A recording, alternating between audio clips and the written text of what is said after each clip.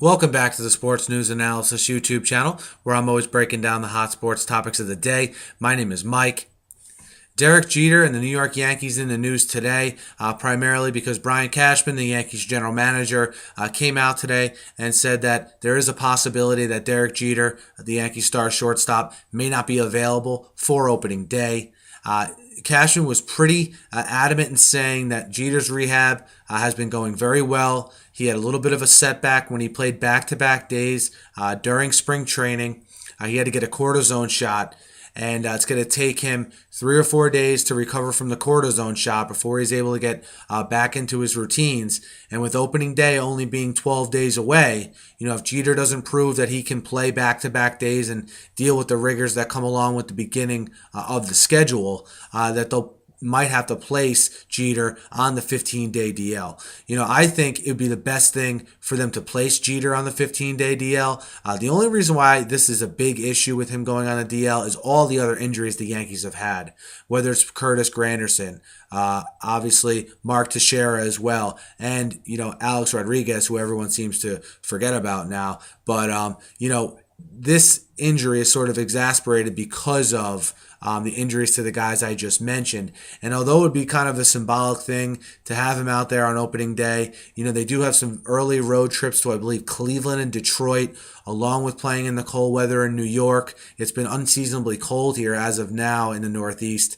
And, to rush him back, to risk that ankle getting stiff easier, obviously in the cold weather, I don't think is worth it. I think you're seeing the Yankees sort of set the groundwork and cushioning the blow a little bit for when they eventually announce, within a week from now, that they will start him on the DL to start the season. If he is on the DL, Eduardo Nunez will fill in for him at shortstop. In a 15-day type scenario, I think Nunez will do a fine job replacing Jeter. He's been in the league, a while now. He's a veteran. He knows how to handle himself, and I think he's a solid option to have in back of a guy like Jeter. Is he going to mean as much as Derek Jeter does? Can he ever fill Derek Jeter's shoes? Obviously not, but I think he can do a good enough job while he's on the shelf. And again, look, when Jeter comes back, even look for him to DH a lot more than usual as he comes back from that broken ankle that he suffered in the playoffs last season. So, you got to remember, he's getting up there in age.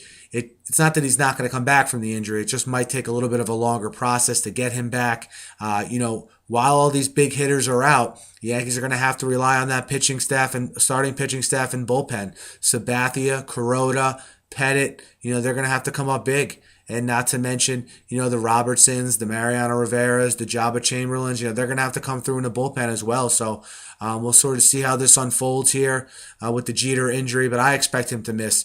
I expect him to be placed on the DL here, in the coming week. But we'll see how this plays out. Hit me up on the YouTube comments. Hit me up on Twitter at SNewsAnalysis. Let me know what you think of this Jeter scenario and where you see the Yankees heading as a whole. Obviously, these injuries aren't a good thing, but I kind of learned my lesson counting the Yankees out. I'll believe the Yankees are going to be a non-factor when they're a non-factor, basically at this point. They've been pretty much in contention and been right there for almost going on 20 years now, if you think about it, from 95 to obviously now 2013. So let me know what you guys think. Be sure to subscribe to my channel, guys. I talk sports on here, 5-10 videos a day usually. I'm going to be ramping up the baseball talk, most notably New York baseball talk here as the season approaches. So be sure to subscribe, and thanks again for listening, and have a great night.